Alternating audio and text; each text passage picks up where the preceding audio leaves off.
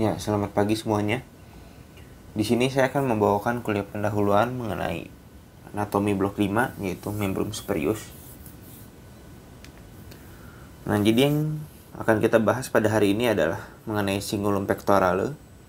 Yang kita akan bahas adalah mengenai osteologinya, kemudian rotator cuff dan otot-otot lainnya. Kemudian ada quadrangular space dan triangular space. Tapi untuk kuliah pendahuluan ini, untuk osteologinya saya tidak akan bahas. Kemudian pada regio axilla akan dibahas plexus brachialis, arteri axillaris dan vena axillaris. Kemudian pada brachium akan dibahas mengenai osteologinya. Kemudian otot dan kompartemen anterior dan posterior. Kemudian saraf dan pembuluh darahnya. Tapi di sini osteologinya tidak akan saya bahas. Kemudian kita mulai dari pectoral girdle atau cingulum pectorale. Kita akan lihat dari bagian belakang terlebih dahulu. Nah, jadi yang bisa dilihat di sini, saya bahas dulu mengenai cingulum pectorale. Cingulum pectorale adalah suatu cincin yang terdiri dari tulang-tulang, yang nanti fungsinya itu untuk menopang otot-otot atau anggota gerak bagian atas. Nah, otot-otot tersebut juga akan terikat dengan batang tubuh bagian tengahnya ya. Nah, ini otot yang ada di belakang, di dorsum yang paling besar adalah otot trapezius yang panah warna hitam. Kemudian ada panah warna merah, itu adalah otot latissimus dorsi. Kemudian di bagian lateralnya ada musculus deltoideus. Nah, kemudian otot trapezius ini akan dibuka. Nah, ini otot trapeziusnya sudah terbuka. Kemudian di dalamnya terdapat banyak otot-otot lagi, terutama otot-otot rotator cuff ya. Ini adalah otot supraspinatus. Jadi bisa kalian lihat ini adalah spina scapulanya. Kemudian di bawah spina scapula ada otot musculus infraspinatus. Kemudian ini adalah margo medial dari tulang scapula. Di sana melekat otot-otot yang bentuknya seperti diamond shape ya. Di atasnya ada otot levator scapula yang fungsinya untuk elevasi scapula. Kemudian ada musculus rhomboideus minor dan musculus rhomboideus major. Ini untuk lebih jelasnya, jadi yang di kiri adalah otot trapezius. Kemudian di dalamnya ada rhomboideus major, rhomboideus minor, dan levator scapula. Jadi bisa dilihat di sini bahwa otot trapezius itu luas sekali ya, bahkan sampai bawah, sampai ke pundak dan sampai ke leher bagian bawah belakangnya.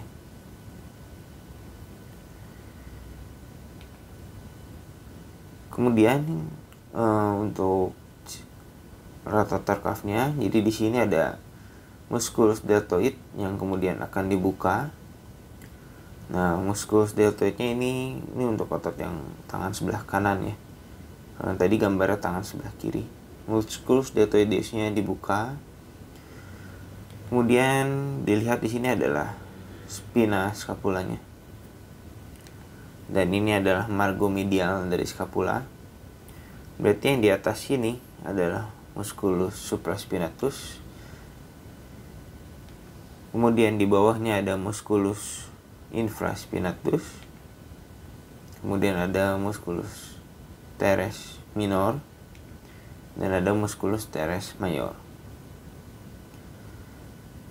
Kemudian bisa dilihat juga di sini ada musculus tricep ya. Tricep yang kaput nonggung dan juga ada kaput lateral. Kaput medialnya ada di dalam. Nah, di sini juga bisa dilihat spasium-spasium yang ada di aksila, yaitu yang segitiga ini adalah spasium triangulare, dan juga yang segi 4 ini adalah spasium quadrangulare. Bisa dilihat batas-batasnya ya. Batas atasnya untuk spasium triangulare adalah otot teres minor. Kemudian ada batas bawahnya adalah otot teres mayor. Batas lateralnya adalah musculus triceps caput longum. Kemudian untuk spasium quadrangulare, batas atasnya adalah teres minor. Batas medialnya adalah musculus triceps caput longum. Batas lateralnya adalah ini ada os humerus dan juga ada musculus triceps caput lateral. Kemudian batas bawahnya adalah musculus teres mayor ya masih ya. Kemudian sebenarnya di sini ada satu lagi trigonum, yaitu trigonum interval.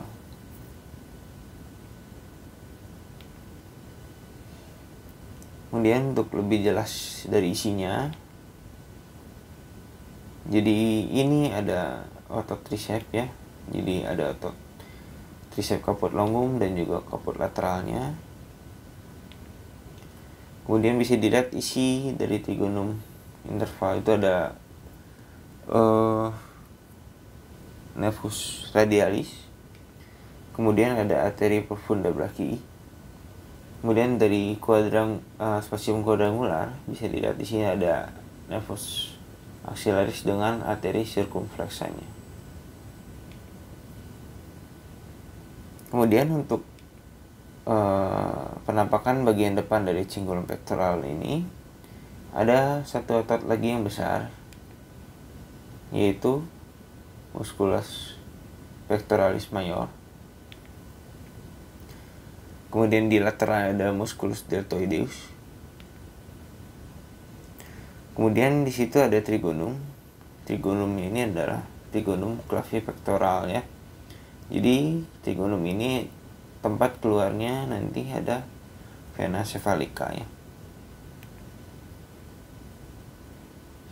Kemudian musculus pectoralis majornya dibuka akan terlihat musculus pectoralis minor ya. Jadi ini musculus pectoralis majornya.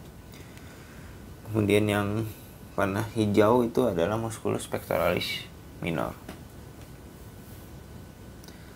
Kemudian yang di atas ini ada sedikit otot-otot yang ada di clavikula, yaitu musculus subclavia.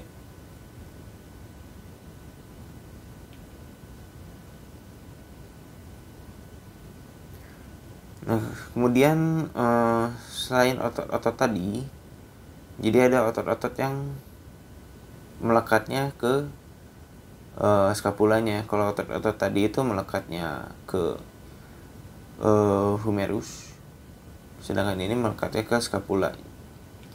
Yaitu ada otot serratus anterior. Kemudian ada otot subscapularis.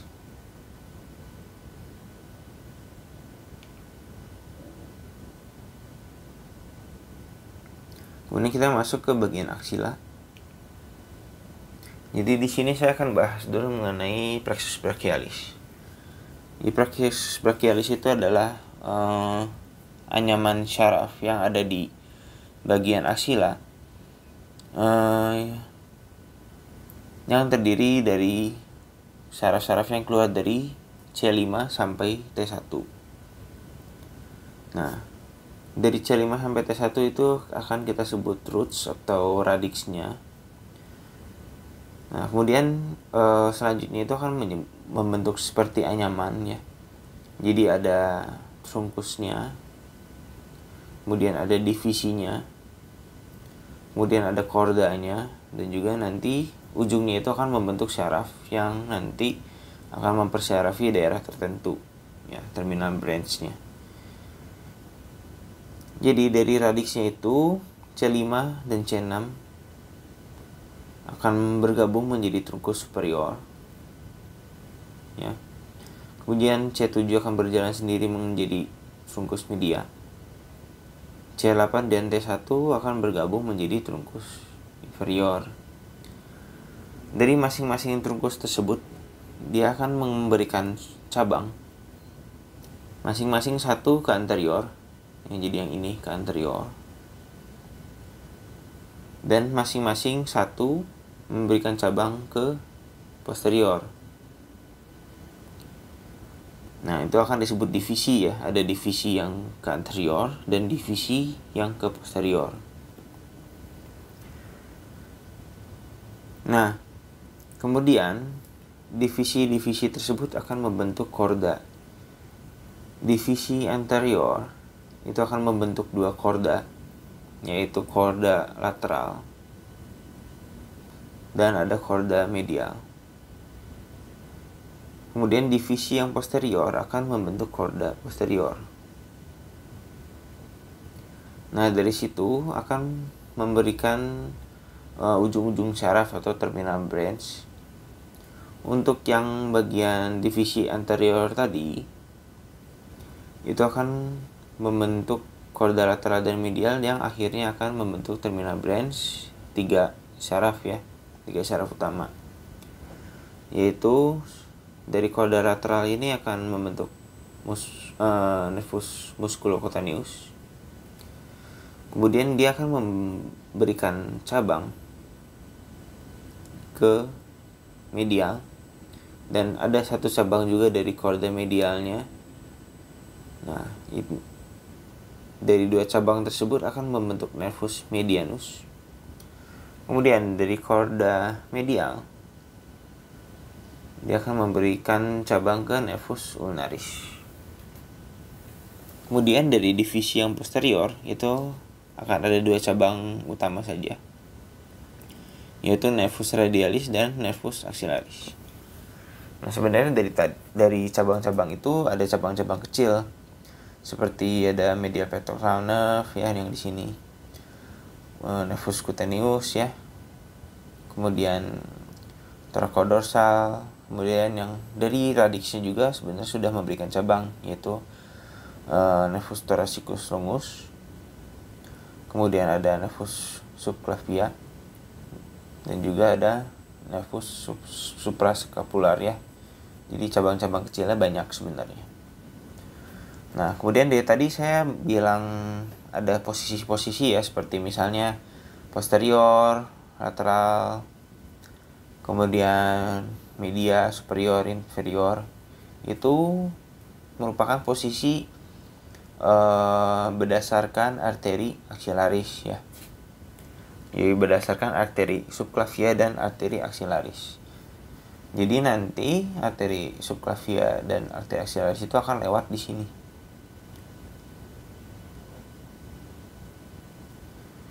Nah, posisi dari plexus brachialis itu yang akan menentukan namanya. Jadi lateral berarti lateral terhadap arteri axillaris, superior itu berarti superior terhadap arteri subclavia, dan seterusnya ya. Nah, untuk lebih jelasnya kita langsung ke kadavernya. Jadi yang bisa dilihat di sini ada vena axillaris ya. Kemudian ada arteri axillaris. Kemudian yang ini adalah plexus brachialisnya. Nah, untuk lebih jelasnya, nah jadi dari gambar ini, di sini juga sudah saya sematkan gambar diagramatisnya. Jadi dari C5 dan C6 itu akan membentuk trunkus superior ya. Kemudian C7 akan membentuk trunkus yang media. Kemudian C8 dan T1, di sini nggak kelihatan, T1-nya akan membentuk trunkus yang inferior. Kemudian dari masing-masing tersebut akan memberikan cabang ya. Jadi di sini bisa dilihat ada cabang yang ke depan. Ya. Ini juga ke depan. Kedepannya itu berarti ke depan atau anterior dari arteri axillarisnya ya. Kemudian ada cabang yang ke belakang. Yang ke belakang ini yang sini ya, yang ketutupan. Nah, kemudian cabang yang ke depan itu atau divisi yang anterior itu akan membentuk korda ya. Berarti ini korda yang lateral, dan ini adalah korda yang medial. Nah, korda tersebut akan mempercabangkan syaraf. Yang pertama ini berarti musculocotaneous. Kemudian dikasih cabang ke tengah. Dan juga dari korda yang medial juga kasih cabang menjadi nervus medianus. Kemudian dari korda yang medial kasih satu cabang ke nervus ulnaris. Nah, sedangkan ini yang belakangnya, yang belakang lanjut ya ke belakang dari arteri axillaris. Ini akan menjadi nervus radialis. Kemudian satu cabangnya menjadi nervus axillaris.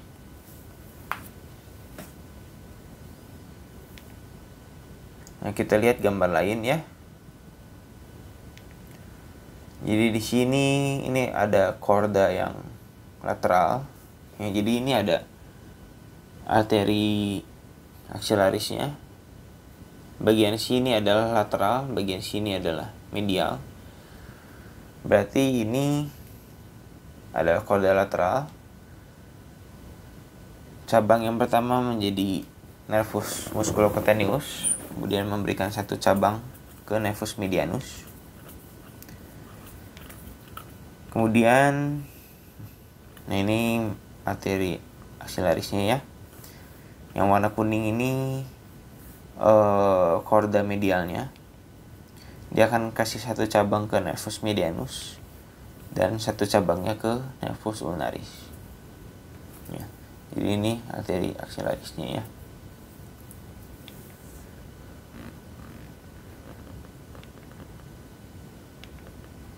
Nah, kemudian di sini arteri axillarisnya ditarik ke bawah ya. Nah, ini ya. Jadi arteri axillarisnya ke sini. Nah, di sini mau ngasih lihat divisi yang posterior ya. Jadi di sini divisi posterior membentuk korda posterior.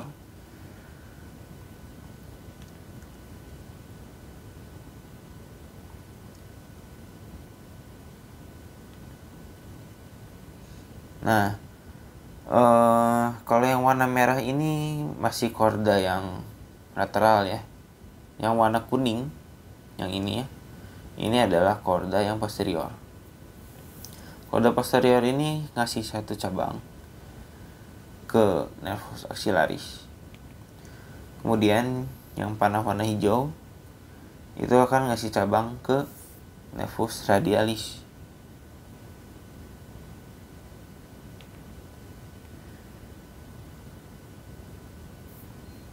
Kemudian saya akan lanjut ke brachium.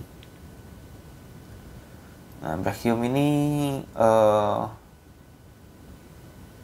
digerakkan oleh otot-otot yang besar ya. Yang pertama adalah musculus pectoralis major. Kemudian di situ terlihat juga ada musculus biceps brachii. Kemudian di lateralnya ada musculus deltoideus. Di situ terlihat juga ada vena cephalica ya.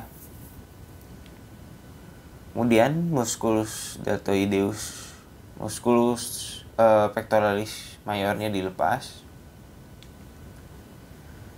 Nah, ini akan terlihat juga musculus pectoralis minornya ya. Nah, yang merah adalah pectoralis minor, yang kuning adalah pectoralis major. Kemudian ini ada musculus biceps brachii. Ada yang caput longum dan ada yang caput brevis.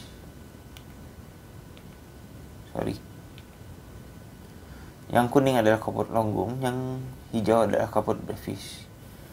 Mungkin yang kuning terlihat lebih pendek di sini, tapi sebenarnya tendonnya itu panjang, melingkar, sehingga disebut caput longum.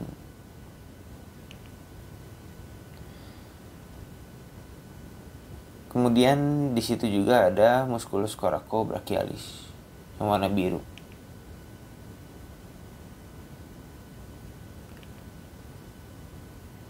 Oke, ini untuk lebih jelasnya, ini ada bicep brachii caput brevis, kemudian ada coracobrachialis. Bisa dilihat coracobrachialis ini nempelnya ke processus coracoideus bersamaan dengan musculus pectoralis minor ya. Nah, ini di dekat sana akan masuk nervus axillaris. Nah, kemudian otot-otot lainnya di sini ada musculus bicep brachii yang caput, yang sudah jadi satu ya.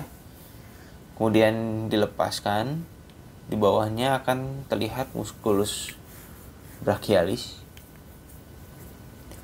Nah, kemudian untuk syaraf-syarafnya, yang bagian paling medial itu adalah maksud saya nervus ulnaris. Kemudian yang menempel di musculus brachialis dan musculus bicep brachii itu adalah nervus musculocutaneus. Kemudian yang di medial itu adalah nervus medianus. Dia berjalan bersama dengan arteri brachialis.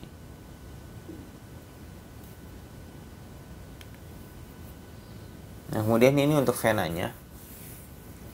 Jadi ini gambar ini distalnya sebelah sananya, yang sini proksimalnya. Jadi bagian medialnya adalah sini. Ini adalah bagian lateral. Jadi yang di sini adalah vena cephalica. Kemudian di sini vena mediana cubiti dan akan berlanjut menjadi vena basilica.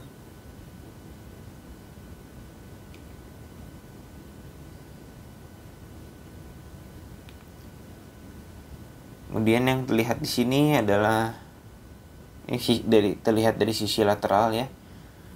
Yang di atas ini adalah musculus bicep brachii. Kemudian ini adalah musculus deltoideus. Yang di bawah situ adalah musculus tricep.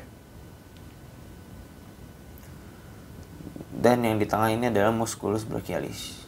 Bisa dilihat di sini yang mengambang ini adalah venanya ya, vena cephalica. Kemudian ini dilihat dari belakang,